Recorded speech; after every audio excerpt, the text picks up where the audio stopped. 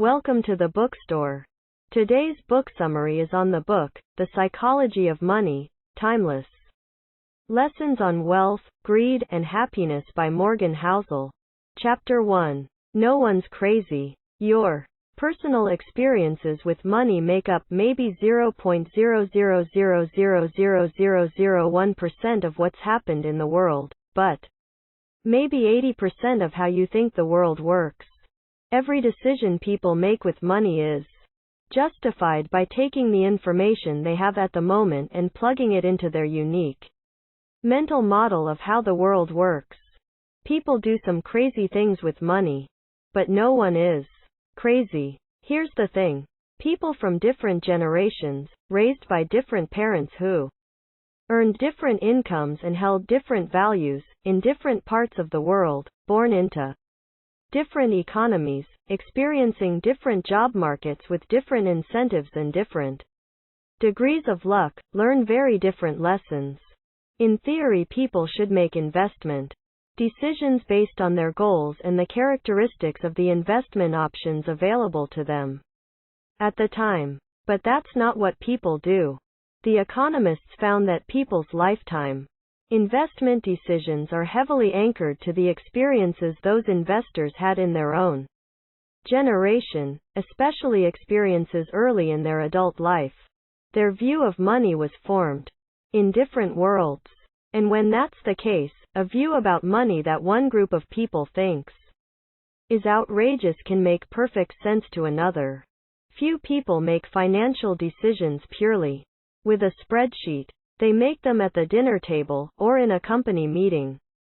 Places where personal history, your own unique view of the world, ego, pride, marketing, and odd incentives are scrambled together into a narrative that works for you. Chapter 2. Luck and Risk. Luck and risk are both the reality that every outcome in life is guided by forces other than individual effort. They are so similar that you can't believe in one without equally respecting the other. They both happen because the world is too complex to allow 100% of your actions to dictate 100% of your outcomes. They are driven by the same thing. You are one person in a game with 7 billion other people and infinite moving parts. The accidental impact of actions outside of your control can be more consequential than the ones you consciously take. The line between inspiringly bold and foolishly reckless can be a millimeter thick and only visible with hindsight. Risk and luck are doppelgangers. Be careful who you praise and admire. Be careful who you look down upon and wish to avoid becoming. Or, just be careful when assuming that 100% of outcomes can be attributed to effort and decisions. Therefore, focus less on specific individuals and case studies and more on broad patterns. Go out of your way to find humility when things are going right and forgiveness, compassion when they go wrong. Because it's never as good or as bad as it looks. You should like risk because it pays off over time. But you should be paranoid of ruinous risk because it prevents you from taking future risks that will pay off over time. Chapter 3. Never enough. Life isn't any fun without a sense of enough. Happiness, as it's said, is just results minus expectations. Enough is not too little. Enough is realizing that the opposite, an insatiable appetite for more, will push you to the point of regret. The hardest financial skill is getting the goalpost to stop moving. But it's one of the most important. If expectations rise with results, there is no logic in striving for more because you'll feel the same after putting in extra effort. It gets dangerous when the taste of having more money, more power, more prestige, increases ambition faster than satisfaction. Social comparison is the problem here. The point is that the ceiling of social comparison is so high that virtually no one will ever hit it. Which means it's a battle that can never be won, or that the only way to win is to not fight to begin with, to accept that you might have enough, even if it's less than those around you. There is no reason to risk what you have and need for what you don't have and don't need. There are many things never worth risking, no matter the potential gain. Maintaining a lifestyle below what you can afford is avoiding the psychological treadmill of keeping up with the Joneses. Note: see Voluntary Simplicity, Chapter 4. Confounding compounding. If something compounds, if a little growth serves as the fuel for future growth, a small starting base can lead to results so extraordinary they seem to defy logic. It can be so logic-defying that you underestimate what's possible, where growth comes from, and what it can lead to. $81.50 billion of Warren Buffett's $84.5 billion net worth came after his 65th birthday. Our minds are not built to handle such absurdities. His skill is investing, but his secret is time. That's how compounding works. If you want to do better as an investor, the single most powerful thing you can do is increase your time horizon. Time is the most powerful force in investing. Good investing isn't necessarily about earning the highest returns, because the highest returns tend to be one-off hits that can't be repeated. It's about earning pretty good returns that you can stick with and which can be repeated for the longest period of time. That's when compounding runs wild. Chapter 5. Getting wealthy versus staying wealthy. There are a million ways to get wealthy, but there's only one way to stay wealthy, some combination of frugality and paranoia. Good investing is not necessarily about making good decisions. It's about consistently not screwing up. If I had to summarize money success in a single word, it would be survival. Getting money requires taking risks, being optimistic, and putting yourself out there. But keeping money requires the opposite of taking risk. It requires humility, and fear that what you've made can be taken away from you just as fast. It requires frugality and an acceptance that at least some of what you've made is attributable to luck, so past success can't be relied upon to repeat indefinitely. The ability to stick around for a long time, without wiping out or being forced to give up, is what makes the biggest difference. This should be the cornerstone of your strategy, whether it's in investing or your career or a business you own. There are two reasons why a survival mentality is so key with money. One is the obvious. Few gains are so great that they're worth wiping yourself out over. The other is the counterintuitive math of compounding. Compounding only works if you can give an asset years in years to grow. More than I want big returns, I want to be financially unbreakable. And if I'm unbreakable, I actually think I'll get the biggest returns, because I'll be able to stick around long enough for compounding to work wonders. Planning is important, but the most important part of every plan is to plan on the plan not going according to plan. Many bets fail, not because they were wrong, but because they were mostly right in a situation that required things to be exactly right. Room for error, often called margin of safety, is one of the most underappreciated forces in finance.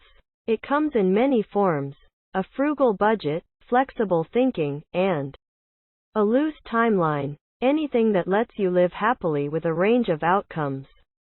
A barbelled personality, optimistic about the future, but paranoid about what will prevent you from getting to the future, is vital. Chapter 6. Tails, you win. A lot of things in business and investing work this way. Long tails, the farthest ends of a distribution of outcomes, have tremendous influence in finance, where a small number of events can account for the majority of outcomes.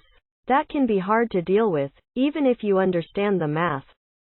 It is not intuitive that an investor can be wrong half the time and still make a fortune. It means we underestimate how normal it is for a lot of things to fail, which causes us to overreact when they do. Anything that is huge, profitable, famous, or influential is the result of a tail event. an outlying one in thousands or millions event.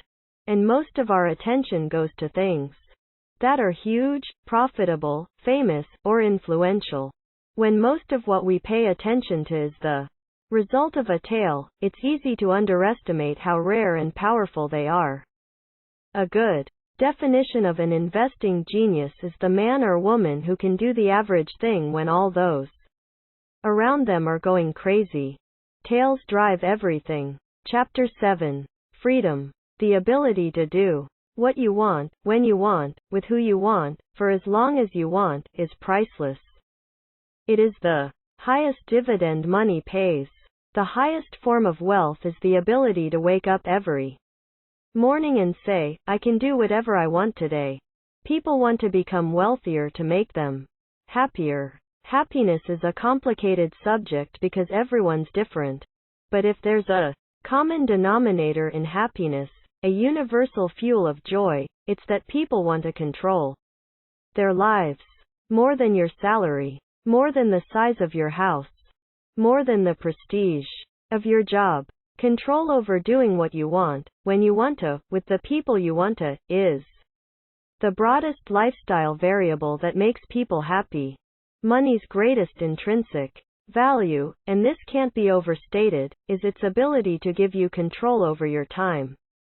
2. Obtain, bit by bit, a level of independence and autonomy that comes from unspent assets that give you greater control over what you can do and when you can do it.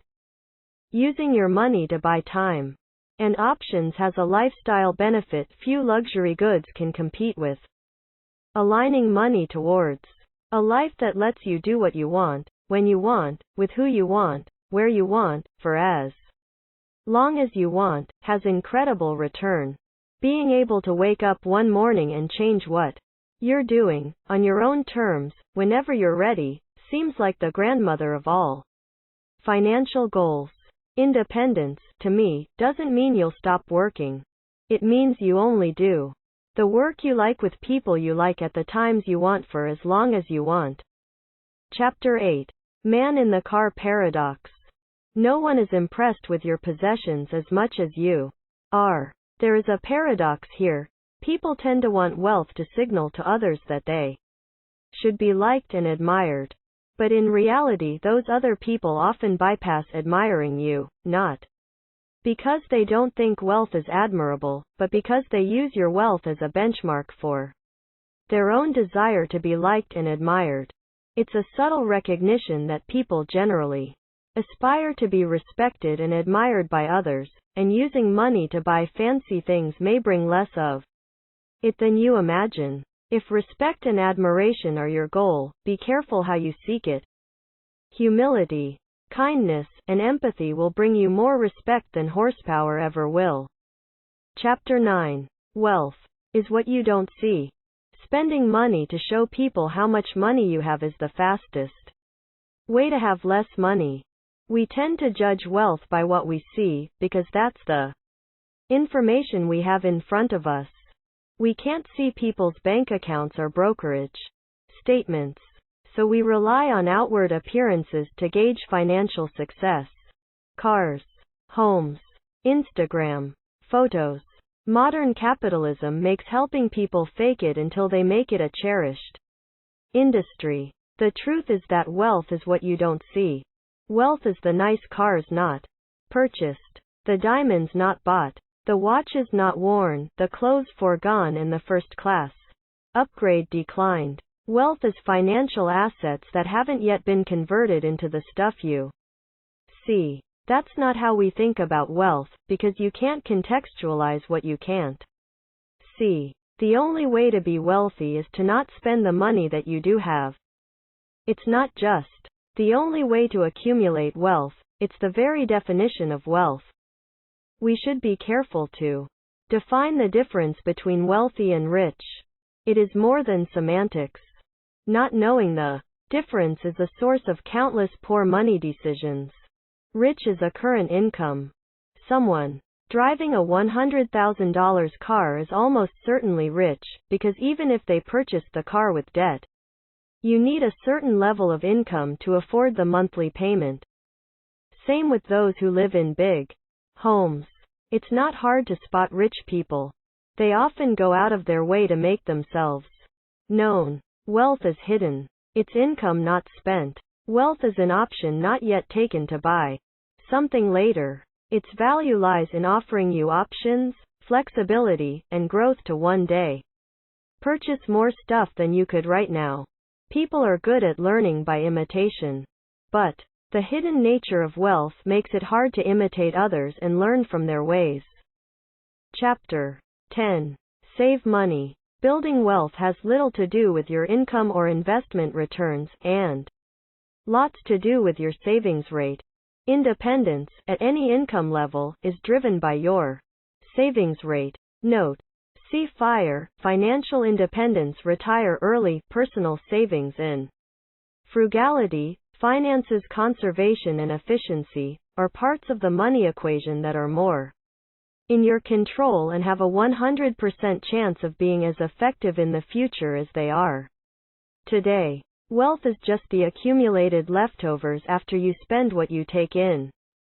And since you can build wealth without a high income, but have no chance of building wealth without a high savings rate, it's clear which one matters more.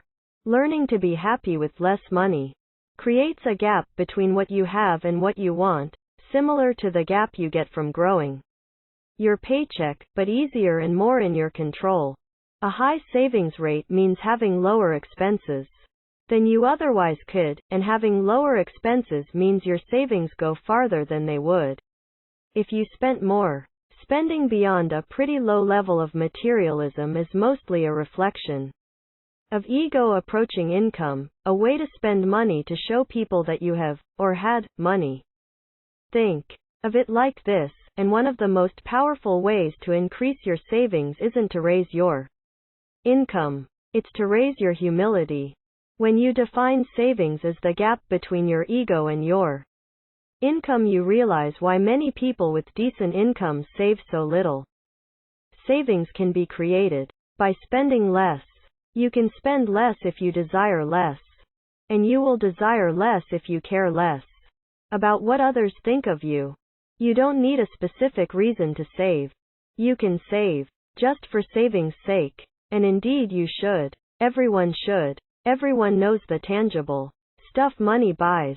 The intangible stuff is harder to wrap your head around, so it tends to go unnoticed. But the intangible benefits of money can be far more valuable and capable of increasing your happiness than the tangible things that are obvious targets of our savings. Savings without a spending goal gives you options and flexibility, the ability to wait and the opportunity to pounce. It gives you time to think. It lets you change course on your own terms. Savings in the bank that earn 0% interest might actually generate an extraordinary return if they give you the flexibility to take a job with a lower salary but more purpose, or wait for investment opportunities that come when those without flexibility turn desperate. If you have flexibility, you can wait for good opportunities, both in your career and for your investments. You'll have a better chance of being able to learn a new skill when it's necessary. You'll feel less urgency to chase competitors who can do things you can't, and have more leeway to find your passion and your niche at your own pace. You can find a new routine, a slower pace, and think about life with a different set of assumptions. Having more control over your time and options is becoming one of the most valuable currencies in the world. Less ego, more wealth. Saving money is the gap between your ego and your income, and wealth is what you don't see. Chapter 11. Reasonable and GT. Rational. Do not aim to be coldly rational when making financial decisions. Aim to just be pretty reasonable. Reasonable is more realistic, and you have a better chance of sticking with it for the long run, which is what matters most when managing money. What's often overlooked in finance is that something can be technically true but contextually nonsense. A rational investor makes decisions based on numeric facts. A Reasonable investor makes them in a conference room surrounded by coworkers you want to think highly of you, with a spouse you don't want to let down, or judged against the silly but realistic competitors that are your brother-in-law, your neighbor, and your own personal doubts. Investing has a social component that's often ignored when viewed through a strictly financial lens. Chapter 12. Surprise. The correct lesson to learn from surprises is that the world is surprising. Not that we should use past surprises as a guide to future boundaries, that we should use past surprises as an admission that we have no idea what might happen next. History is the study of change, ironically used as a map of the future. It is smart to have a deep appreciation for economic and investing history. History helps us calibrate our expectations, study where people tend to go wrong, and offers a rough guide of what tends to work. But it is not, in any way, a map of the future. A trap many investors fall into is what I call, historians as profits fallacy, an over-reliance on past data as a signal to future conditions in a field where innovation and change are the lifeblood of progress. The most important driver of anything tied to money is the stories people tell themselves and the preferences they have for goods and services. Those things don't tend to sit still. They change with culture and generation. They're always changing and always will. The most important economic events of the future, things that will move the needle the most, or things that history gives us little to no guide about. They will be unprecedented events. Their unprecedented nature means we won't be prepared for them, which is part of what makes them so impactful. This is true for both scary events like recessions and wars, and great events like innovation. History can be a misleading guide to the future of the economy and stock market because it doesn't account for structural changes that are relevant to today's world. The further back in history you look, the more general your takeaways should be. General things like people's relationship to greed and fear, how they behave under stress, and how they respond to incentives tend to be stable in time. The history of money is useful for that kind of stuff. But specific trends, specific trades, specific sectors, specific causal relationships about markets, and what people should do with their money are always an example of evolution in progress. Historians are not prophets. Chapter 13. Room for error. Margin of safety, you can also call it room for error, or redundancy, is the only effective way to safely navigate a world that is governed by odds, not certainties. And almost everything related to money exists in that kind of world. Worship. Room for error. A gap between what could happen in the future and what you need to happen in the future in order to do well is what gives you endurance, and endurance is what makes compounding magic over time. The most important part of every plan is planning on your plan not going according to plan. There is never a moment when you're so right that you can bet every chip in front of you. The world isn't that kind to anyone, not consistently, anyways. You have to give yourself room for error. You have to plan on your plan not going according to plan. History is littered with good ideas taken too far, which are indistinguishable from bad ideas. The wisdom in having room for error is acknowledging that uncertainty, randomness, and chance, unknowns, are an ever-present part of life. The only way to deal with them is by increasing the gap between what you think will happen and what can happen while still leaving you capable of fighting another day. Two things cause us to avoid room for error.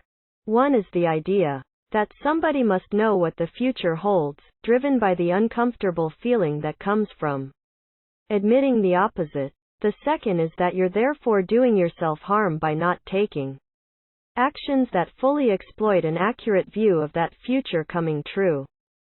If there's one way to guard against their damage, it's avoiding single points of failure. A good rule of thumb for a lot of things in life is that everything that can break will eventually break. So if many things rely on one thing working, and that thing breaks, you are counting the days to catastrophe. That's a single point of failure. The biggest single point of failure with money is a sole reliance on a paycheck to fund short-term spending needs, with no savings to create a gap between what you think your expenses are and what they might be in the future. Chapter 14. Yule Change. Long-term planning is harder than it seems because people's goals and desires change over time. An underpinning of psychology is that people are poor forecasters of their future selves. Imagining a goal is easy and fun. Imagining a goal in the context of the realistic life, stresses that grow with competitive pursuits, is something entirely different. This has a big impact on our ability to plan for future financial goals. The end of history illusion is what psychologists call the tendency for people to be keenly aware of how much they've changed in the past, but to underestimate how much their personalities, desires, and goals are likely to change in the future. We should avoid the extreme ends of financial planning. Assuming you'll be happy with a very low income, or choosing to work endless hours in pursuit of a high one, increases the odds that you'll one day find yourself at a point of regret. We should also come to accept the reality of changing our minds. Chapter 15. Nothing's free. Everything has a price, but not all prices appear on labels. Everything has a price, and the key to a lot of things with money is just figuring out what that price is and being willing to pay it. The problem is that the price of a lot of things is not obvious until you've experienced them firsthand. When the bill is overdue, most things are harder in practice than they are in theory. Sometimes this is because we're overconfident. More often it's because we're not good at identifying what the price of success is, which prevents us from being able to pay it. Like everything else worthwhile, successful investing demands a price. But its currency is not dollars and cents. It's volatility, fear, doubt, uncertainty, and regret, all of which are easy to overlook until you're dealing with them in real time. The question is, why do so many people who are willing to pay the price of cars, houses, food, and vacations try so hard to avoid paying the price of good investment returns? The answer is simple. The price of investing success is not immediately obvious. It's not a price tag you can see, so when the bill comes due it doesn't feel like a fee for getting something good. It feels like a fine for doing something wrong. And while people are generally fine with paying fees, fines are supposed to be avoided. You're supposed to make decisions that preempt and avoid fines. It sounds trivial, but thinking of market volatility as a fee rather than a fine is an important part of developing the kind of mindset that lets you stick around long enough for investing gains to work in your favor. Market returns are never free and never will be. They demand you pay a price, like any other product. The trick is convincing yourself that the market's fee is worth it. That's the only way to properly deal with volatility and uncertainty, not just putting up with it, but realizing that it's an admission fee worth paying. There's no guarantee that it will be. Define the cost of success and be ready to pay for it, because nothing worthwhile is free. Chapter 16. You and me. Beware taking financial cues from people playing a different game than you are. An idea exists in finance that seems innocent but has done incalculable damage. It's the notion that assets have one rational price in a world where investors have different goals and time horizons. Bubbles form when the momentum of short-term returns attracts enough money that the makeup of investors shifts from mostly long-term to mostly short-term. The formation of bubbles isn't so much about people irrationally participating in long-term investing. They're about people somewhat rationally moving toward short-term trading to capture momentum that had been feeding on itself. It's hard to grasp that other investors have different goals than we do. Because an anchor of psychology is not realizing that rational people can see the world through a different lens than your own. Rising prices persuade all investors in ways the best marketers envy. They are a drug that can turn value-conscious investors into dewy-eyed optimists, detached from their own reality by the actions of someone playing a different game than they are. A takeaway here is that few things matter more with money than understanding your own time horizon, and not being persuaded by the actions and behaviors of people playing different games than you are. The main thing I can recommend is going out of your way to identify what game you're playing. Smart, informed, and reasonable people can disagree in finance because people have vastly different goals and desires. There is no single right answer, just the answer that works for you. Chapter 17. The Seduction of Pessimism. Optimism sounds like a sales pitch. Pessimism sounds like someone trying to help you. Optimism is a belief that the odds of a good outcome are in your favor over time, even when there will be setbacks along the way.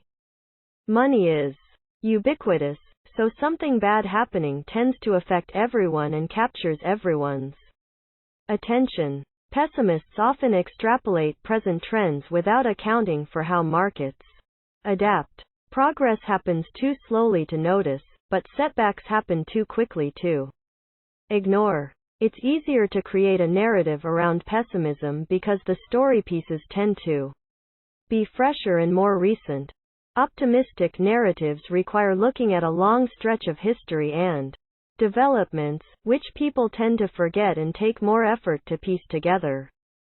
Chapter 18. When you'll believe anything. Stories are, by far, the most powerful force in the economy. They are the fuel that can let the tangible parts of the economy work, or the brake that holds our capabilities back. The more you want something to be true, the more likely you are to believe a story that overestimates the odds of it being true. An appealing fiction happens. When you are smart, you want to find solutions, but face a combination of limited control and high stakes. They are extremely powerful. They can make you believe just about anything. Incentives are a powerful motivator, and we should always remember how they influence our own financial goals and outlooks. It can't be overstated. There is no greater force in finance than room for error, and the higher the stakes, the wider it should be. Everyone has an incomplete view of the world, but we form a complete narrative to fill in the gaps. Wanting to believe that we are in control is an emotional itch that needs to be scratched, rather than an analytical problem to be calculated and solved. The illusion of control is more persuasive than the reality of uncertainty, so we cling to stories about outcomes being in our control. So here we come to the end of this book summary. Thank you for listening to the bookstore. Make sure you hit that subscribe button and like the video. Later.